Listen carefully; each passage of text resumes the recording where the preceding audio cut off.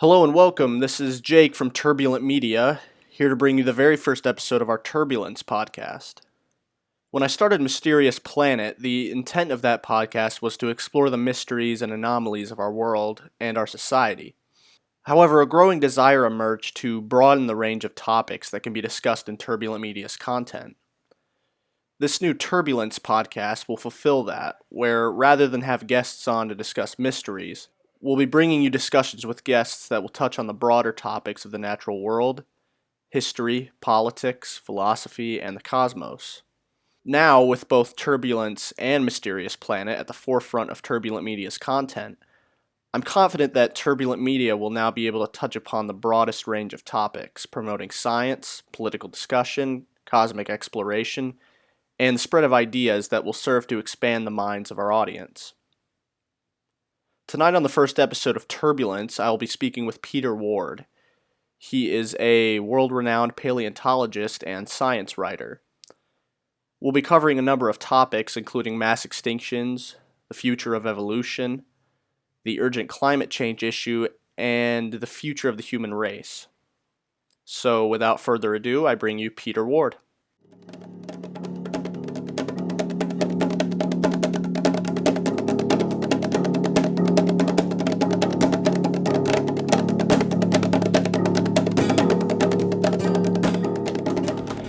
All right, everyone, welcome back to the show. We have another awesome guest joining us tonight. He is a paleontologist and science writer, authoring many popular science books.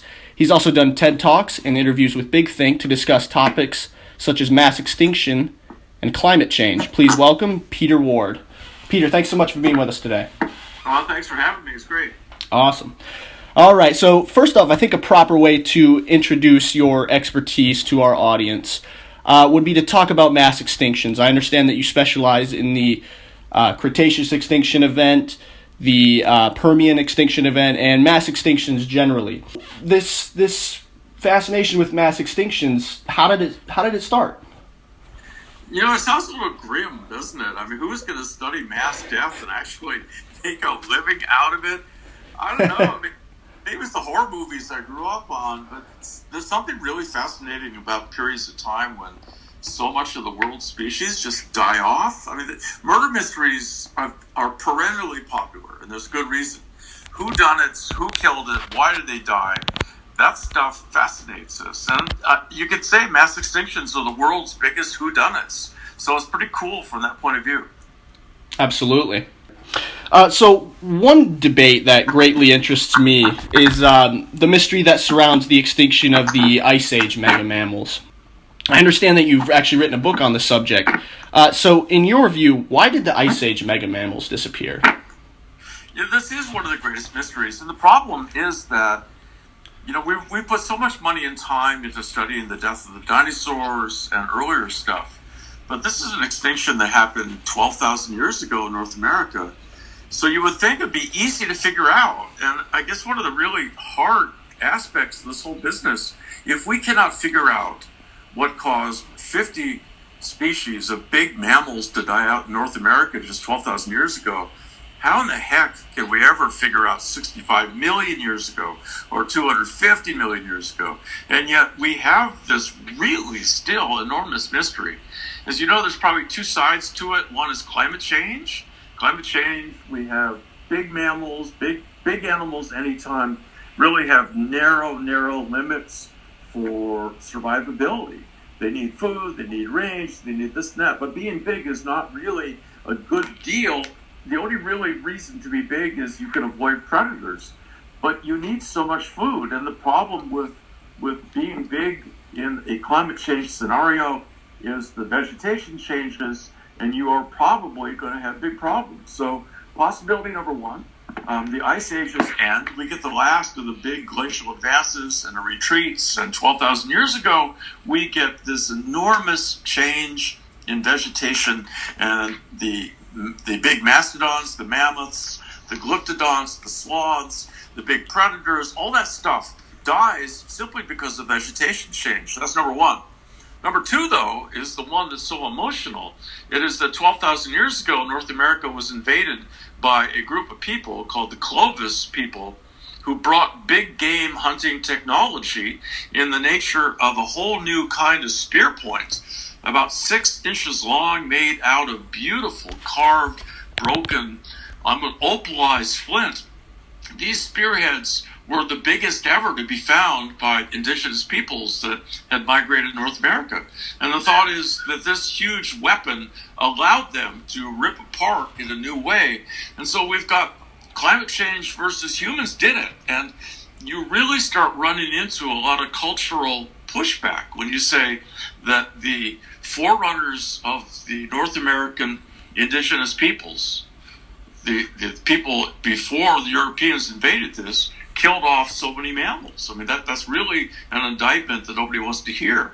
But nevertheless, you really get this sense that we have this big murder mystery, and having those murder weapons associated with dead mastodons, mammoths, we find these spear points stuck in their ribs. Come on now, there's some of this killing that's going on. The problem is, after all these years, and I wrote that book 20 years ago, there is still no consensus. And we're going back, probably the combination. I mean, that was major climate change. But there ain't no doubt that there were a lot of people rushing into North America with a brand new technology. One of the studies that really struck me as the most interesting is that we think of mass extinctions as happening really fast, right? Bang, down goes the meteorite, deep impact, Armageddon, boom. What if you had 500 years and these new weapons appear, and over 500 years, you start killing off just 2% more of the babies, baby mastodons, mammoths, than would otherwise have died out? And if you do the math, there are never many elephants anywhere. You kill off 2% extra than would have otherwise died from natural processes. You kill them all off in about 700 years. I mean, it's really simple. And I think these early people, they were smart. They're not going to go after the gigantic ones. Instead, they're going after the babies. And this really does seem like a really interesting scenario. A friend of mine, Dan Fisher from Michigan, he studies mammoth tusks. And it turns out that when mammoths produce babies, the female mammoths, to get enough calcium for the bones, they start re-eroding their own bones and the tusks themselves. And they take calcium carbonate out of it because they're building this gigantic baby elephant in their womb. If you start having this removal of calcium carbonate, you can study the tusks, and it's been asked, did we see evidence that in fact there was an increased number of babies being born? And in fact there were. There's no indication that they were dying of starvation. There's every indication that more and more and more of these babies were being born simply because they're being wiped out. So there is really pretty good clues that in fact humans had some to this puzzle. Gotcha.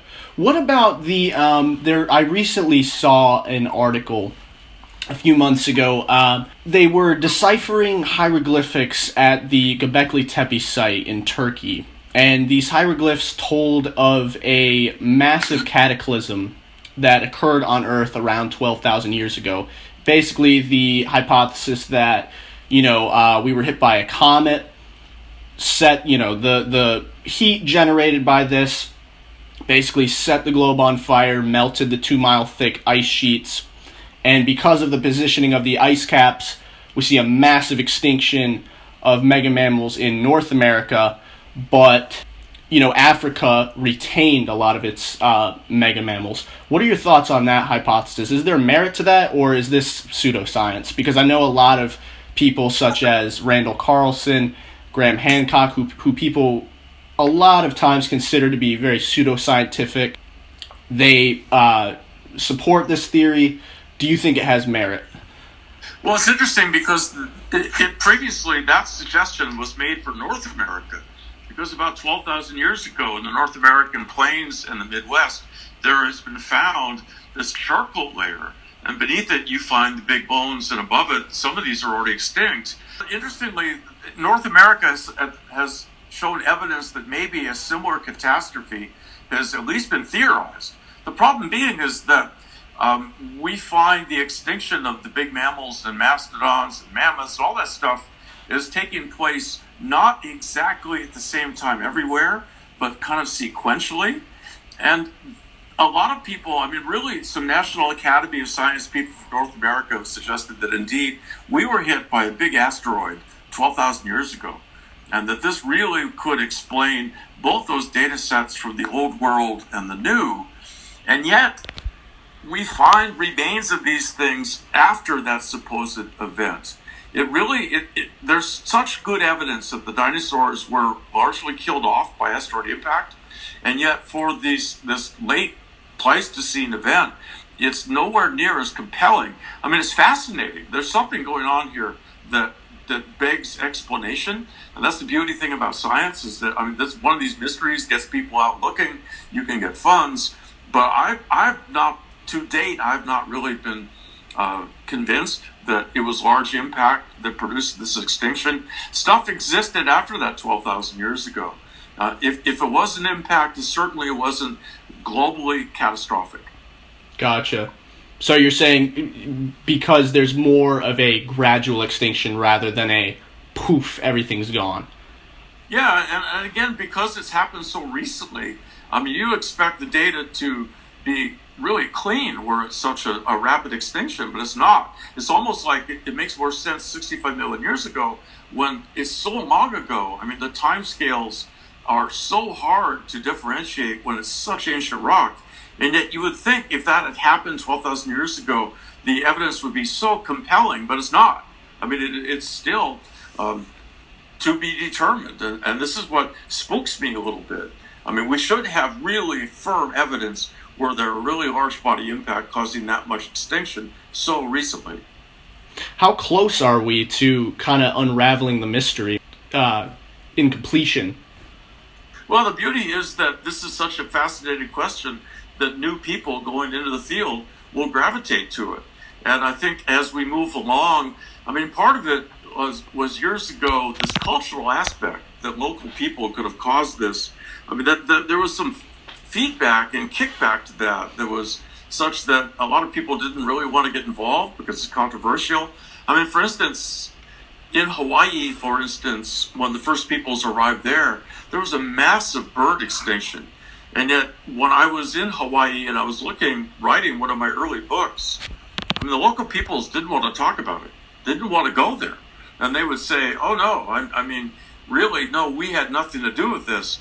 And one of the things that struck me is that when you go to beautiful Hawaii and you see the road signs, we have in Washington State, we have some sort of logo for the state. But the logo in Hawaii is King Kamehameha in this beautiful orange cloak. And the orange cloak was made from about 1,000 tiny little birds that had red plumage. So they're killing like 1,000 birds per cloak, and yet saying that we had nothing to do with the extinction of all these birds. Well, right. Humans are big creatures, and when you get big creatures that run into really fragile ecosystems, stuff dies off. Right. Yeah. We are very much almost like a virus in that sense, that we just consume everything that we come across.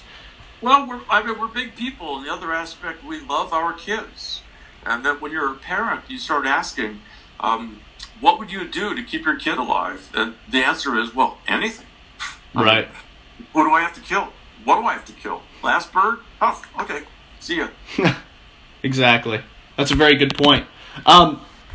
So we're talking about extinctions here. I'd like to move from the Pleistocene extinction into a more kind of general area.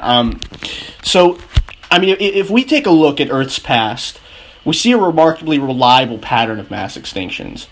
I mean, you've got the Permian mass extinction, the extinctions that led from Triassic to Jurassic, Jurassic to Cretaceous. I mean, there's an eerily reliable pattern of these mass extinctions throughout our planet's history. What do these mass extinctions all have in common, and what can these mass extinctions of the past tell us about a possible future mass extinction? Yeah, those are great questions. And I think the first part you're asking, is there a regularity to them? And this has been one of the hottest topics in my field for years, was there a cyclicity? Was there... And Ralph and Sapkowski years ago, two University of Chicago paleontologists, suggested that every 26 million years we had one of these mass extinctions. And once you talk about regularity, you ask, well, how could that be? And that really caused people to start asking, is it something of the Earth or something from above the Earth? And we got this idea that there's a cyclicity and extinction from extraterrestrial causes. Could it be that as we go around the big merry-go-round of the galaxy, and that our sun is moving around this big pinwheel, that there are times when our sun is moving through celestial areas that are perhaps more dangerous, perhaps there's gravitation, perhaps we're going closer to other suns, but are we kicking up extra, say, meteorite, comet impacts? And so this was the explanation for a while. But the mathematics of periodicity and extinctions has not held up. I mean, as more and more models are starting to be looked at and better data, this whole idea of every 26 million years just doesn't seem to hold up. Secondly, there was the idea up till about the year 2000 that with the great paradigm shift of the Alvarez extinction hypothesis in 1980, that not just the KT, not just the dinosaur killer, but maybe all of the big 5 mass extinctions were caused by impact. I mean, this is great times for me. I got to go out to these places all over the Earth and look at lots of areas in different times looking for evidence of impact, and it wasn't found. So instead, what we're finding is that it is Earth-borne causes. It is huge volcanic events that seem to have caused 4 of the so-called big 5 mass extinctions. And there really isn't a regularity to the Earth spewing out this enormous amount of volcanic material that creates the CO2, the greenhouse gases that were really the mechanism causing the death in these mass extinctions. So you have a heartbeat in the Earth, all right, but it's not beating at some sort of cyclicity. It's really more related to plate tectonics, continents ripping apart, continents coming together, and various aspects of what we call continental assembly supercycles. Seem to be times when greater amounts of volcanic material cause rapid global warming. Now, moving to the present, are we moving into a current mass extinction?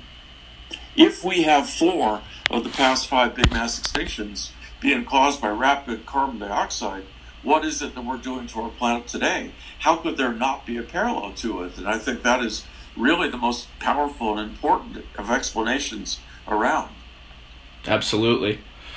The extinction of the dinosaurs, then, we're always told that, it's this comet strike, asteroid the size of Mount Everest, hit the Earth, blocked out the sun for, hundreds of thousands of years. Is that an outdated theory? No, it's not outdated in the least. And the beautiful thing is, today, I'm just 1 week away from flying off to Gubbio, Italy, for a celebration of the study of that. That was in 1980, but here we are in 2017, and the Geological Society of America is sending a bunch of us back to Gubbio to celebrate actually the powerfulness of that particular theory. But what we're finding more and more is we have, at the same time as that impact, these enormous flood basalts in India, the Deccan Traps. And so it just seems, wow, what a coincidence that we had this big impact, yet at the same time we also had these enormous volcanic extrusions that produce CO2 as well. And there's an increasing idea that perhaps the impact itself caused enormous shock waves to exactly the opposite side of the planet from the Yucatan where it hit, causing this Indian extrusion of enormous magma. That's a very cool idea. You get hit so hard that you're causing this great big pimple of volcanic stuff to come extruding out, adding to the whole extinction aspect. So it's really vibrant, it still works, but there's also, to me, extremely troubling aspects. I mean, if we can go current in this podcast, the most important really aspect that the KT extinction hypothesis ever generated came from Carl Sagan, the concept of nuclear winter. Dinosaurs did not die out from pieces of rock bouncing off that crater. I mean, they weren't knocked over by stuff falling back in the sky. They were killed off by 6 months of utter darkness from all the ash and all the material and all the rock thrown up from that huge titanic explosion. Carl Sagan took that concept, 6 months of darkness, and asked, How else could you produce 6 months of darkness? Full-scale nuclear exchange could do that. The question now is we are facing what looks like an increasingly fragile world. We're seeing threat from the North Korean conflict. We're seeing the aspect of limited nuclear war, increasingly the saber rattling. How many nukes blown up will cause, again, nuclear winter? And this is, I think, is an extremely relevant question right now. And it used to be there would be the Russians and the Americans throwing everything they had. But what if we had 5? What if we had 10? What if we had a small-scale exchange? But we've never blown up more than one nuclear explosion at a time ever in the past, really big ones. And we talk the American test, the Russian test, one at a time. And if we had 10 at a time. So this is where geology really, I think, informs us. And people are beginning to model how much nuclear winter could we get from a limited exchange. And I think, again, this is the relevance of any paleontology to the present day. That seems to be something that a lot of people don't realize about the extinction of the dinosaurs. It's like, they weren't killed upon impact. It was a very slow, drawn out death, with the vegetation dying and the herbivores dying, and then the herbivores, the predators that preyed upon the herbivores starving as well. I mean, and it does have merit in this modern day. I mean, it is quite scary. Well, it is scary. And the other aspect is, why are we not speaking more and more about climate change at the moment? The end-Permian extinction was caused by really rapid runaway greenhouse gases. We are now producing greenhouse gases into the atmosphere at a higher rate, a faster rate than caused the most radical, catastrophic mass extinction in history. We are producing CO2 faster than the Permian extinction. And yet we're finding that the mainstream media, less and less do you see indications. I mean, we just had 2 enormous hurricanes. I mean, look what happened to Houston. All of the air was sucked out of that Houston catastrophe by the Florida catastrophe. How can you say that all of the CO2 we are letting into the atmosphere did not lead to those 2 catastrophes? I mean, it's just nonsensical that climate change has no traction to the extent that it did even 5 years ago. Absolutely. The debate, I noticed too, is becoming quite frustrating. I mean, it's like, because you have on CNN, you have someone like Bill Nye. You have somebody on there who, I don't even want to say believes in climate change, because at this point it's, it's hard to deny the evidence. You have someone who supports the idea that man-made climate change is happening and is urgent. And then you have somebody on who says no, and this gives it the illusion that both sides have equal merit. That's what frustrates me so much about this debate. You're absolutely right. Journalism is that there are always 2 sides. But a word you just said is something, again, that shouldn't really be involved with science. You said belief. I mean, believes in climate change. No, I mean, science is supported or not supported. Belief has nothing to do with it. I mean, belief is about religion to me. But support or lack of support is what we talk about in science. I know Bill Nye well. He's a good friend of mine. But Bill Nye, it is a statement about science in this country. Bill Nye is not a scientist. Bill Nye was a trained comedian on Seattle television, right, who has the mantle of being the spokesman for American science. And it is just another really indictment of how poorly our society is dealing with the most important issues, which are scientific. And it's only science that can really give us an understanding that we can get to solutions. Absolutely. So I understand that you've written a book about the future of evolution on Earth, which I find to be a really fascinating topic of discussion. Could you go into detail about your hypotheses in regards to the future of evolution on our planet, from the near future to the distant future? I figured this is probably a good place to segue into that conversation, considering we're talking about the possible end of the world in regards to massive amounts of climate change. Sure. Well, there's been a couple of funny, supposedly, successful books. A guy named Dougal Dixon, 25 years ago, wrote a book called After Man. It's funny, where he never talked about after women, but it was after man, right? Because men were the human species. And then there was a book 10 years ago by a very successful author called The World Without Us. And this latter book sold millions of copies. It made him a multimillionaire. I met him. His ego was out of control. I'm so important. But it's ridiculous. I mean, to think that the world goes on, that humans get eliminated, but all the other species are there. My sense is that we and the viruses and the bacteria will be the last creature standing, and we'll be the only ones standing. But, I mean, we're so good with our technology that even if we gas the planet, even if we get the oceans to go completely in oxygen, we get hydrogen sulfide, we can make gas masks, we can put clothes on, take them off. It's not that we're going to be happy, but I think we are going to survive. And when you try to think of all the future of evolution with cool animals and the strange stuff, and yet you try to portray it as all the humans are gone, but here's all the cool stuff that evolves after humans are gone. Why would humans ever be gone? I mean, if you think about it, we are so tough, we're so resilient, and we're so good at technology. How do we go extinct? Even with a big impactor. We're going to have the technology soon to get our eggs and sperm off planet. And once that is done, we're indestructible. I mean, to me, the only reason to have a space program, there's no reason to colonize Mars. I mean, it'd be a lot cheaper to colonize the deepest part of the Marianas Trench than colonizing Mars. It's nonsensical. But it makes every bit of sense to put on robotic, big creches, if you will, where we have frozen sperm, eggs, embryos, that we have lots of species, including humans, that if we are hit by, say, a Hale-Bopp-sized comet, we have some way to resurrect and bring life back to this planet. But once we can get off in such a way that humans really are pretty indestructible.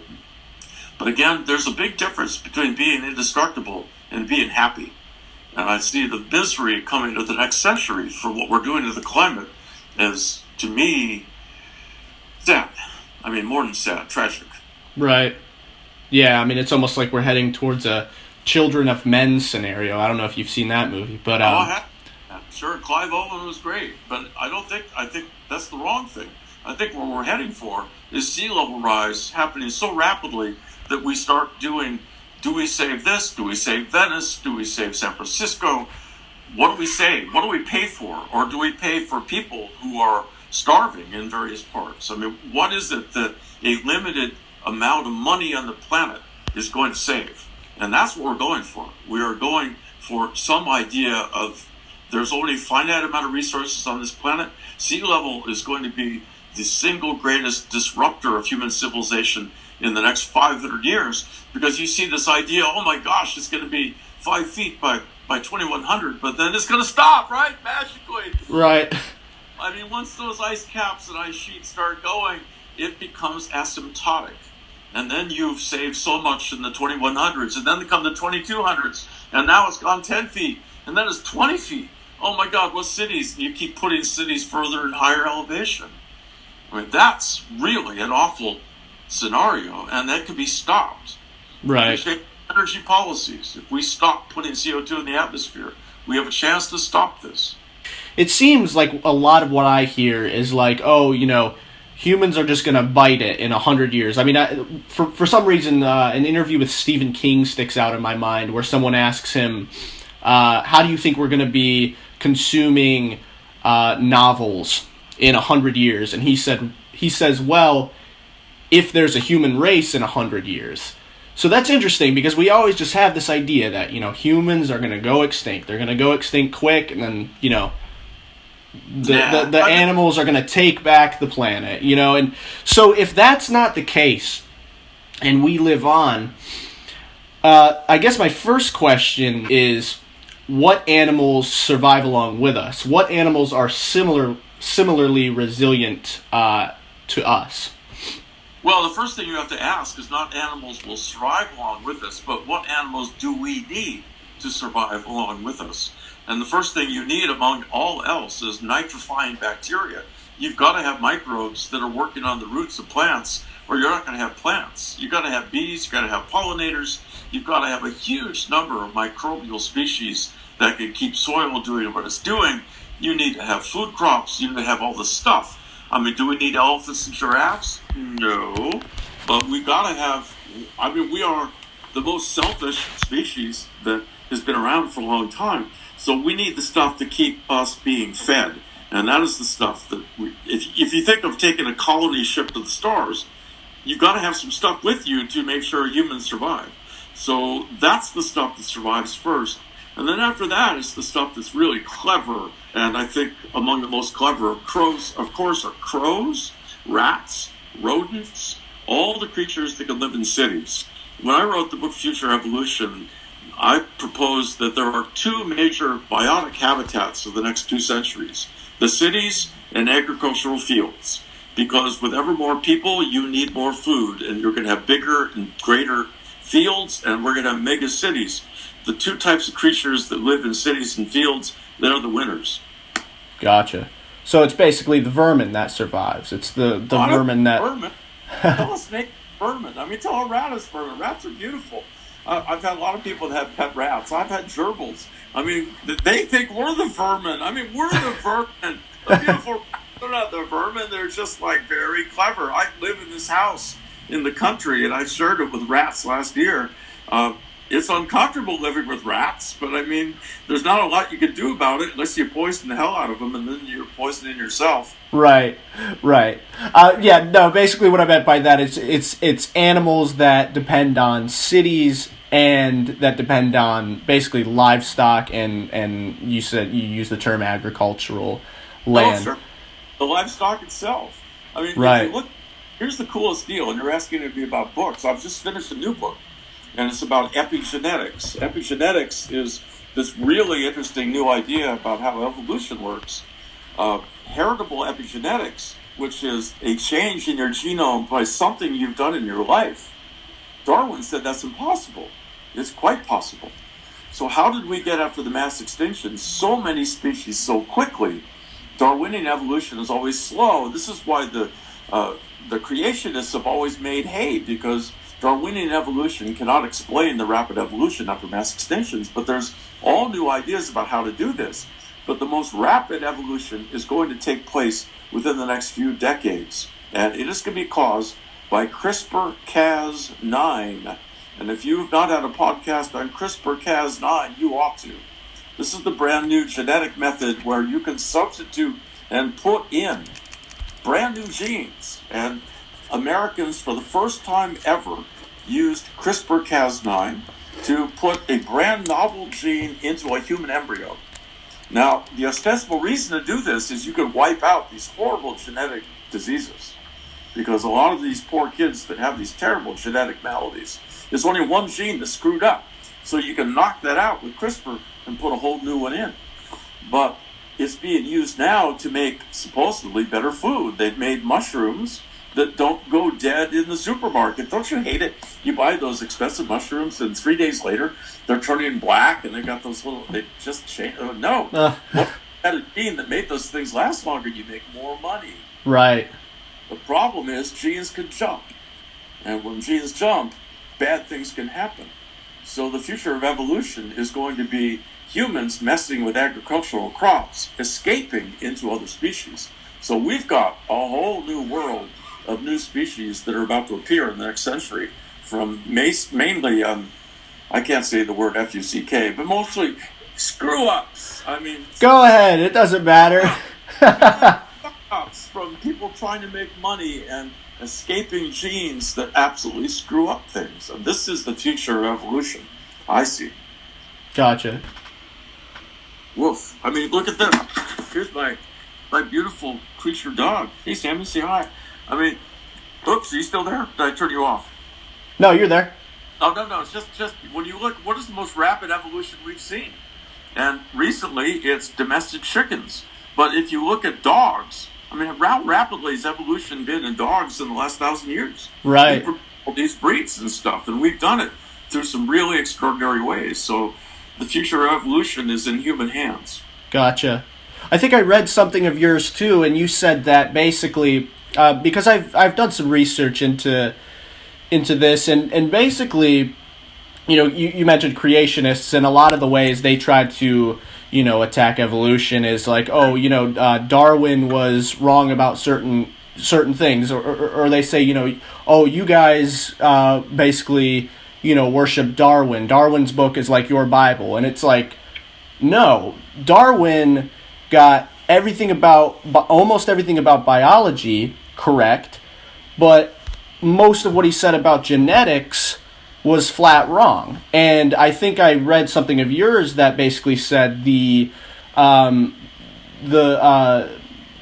insane amounts of dog breeds that we get, what we've done to the dog genome, basically disproves a lot of what Darwin said about genetics. Well, Darwin, there was no idea about DNA. They didn't know what genes were. He knew there was some sort of heritable particle. But you got to give Darwin a pass on a lot of this. This is science that happened well after him. But again, this whole, I think, revolution that is called epigenetics is a new layer to the theory of evolution. It's not going to turn over evolution. It's just adding on more new knowledge. But we do know that some of these methods of rapid evolution probably are related to this epigenetic rather than the random chance mutation that Darwin thought. Just the fact that you could get some creatures happening so quickly, and you can't explain it by random mutation, but these epigeneticists are actually able to explain a lot of this, and in such a way. But the frightening thing is that a lot of aspects of past human history seem to be affected by this mechanism too. The scariest one is the Dutch winter, the Dutch hunger of 1945. The Nazis starved Holland. Starved to the point that you couldn't find shoes that had the leather because people had eaten the shoe leather. This was starvation beyond belief. And the people that were starved, they produced children that had two major characteristics. Either they became just complete gluttons and hugely obese, or they became like Audrey Hepburn, these tiny, skinny little waifs. And all her life, she had intestinal problems. She couldn't eat. She'd throw it back up. Really skinny. This was because her parents were starved. But the starvation of her parents affected their genomes in a way that Darwin said could not happen, but did happen. The great starvations, but even worse, soldiers. When you put a guy in combat or a woman in combat, the effect and the stress of that is increasingly, it looks like violence is also creating these epigenetic changes. We need a generation without a war. Every generation we seem to have one. We need to break that cycle because it's not the soldiers that are so broken, but it's the children that they have. But let me tell you, you might sign me up for a whole hour about epigenetics, because I'll tell you, that's the revolution. That's what we're coming at. Gotcha. Peter, I really appreciate you coming on the show. And if we could do another session, there's a lot more I'd love to get to. Yeah, that's good. I'd love to see it. And again, I'm here for you. Guys like you, no one ever gets thanked enough. I'm thanking you for doing this. Hey, no problem. All right. All the best then. See you later. All right, all the best. Come back anytime. Thank you. Bye. All right, bye. For everyone listening on YouTube or on our website, please be sure to check the video description for a list of Peter Ward's publications. As always, I'd greatly appreciate you spreading the word about the show and sharing this on social media, if you're so inclined. If you enjoy our content and would like to see it become greater in quality and quantity, you may perhaps consider becoming a patron of Turbulent Media at www.patreon.com/turbulentmedia. You can find a link in the video description for that. Every little donation helps and will guarantee that Turbulent Media will soon be able to begin hosting events and debates, as well as producing documentaries in the same vein as Planet Earth and Cosmos. Once again, I'd like to thank you all for joining us on Turbulence. I look forward to having many more fascinating guests on the show and possibly expand into hosting debates on the show as well. I hope to see you all on the next episode. Thanks again for joining us.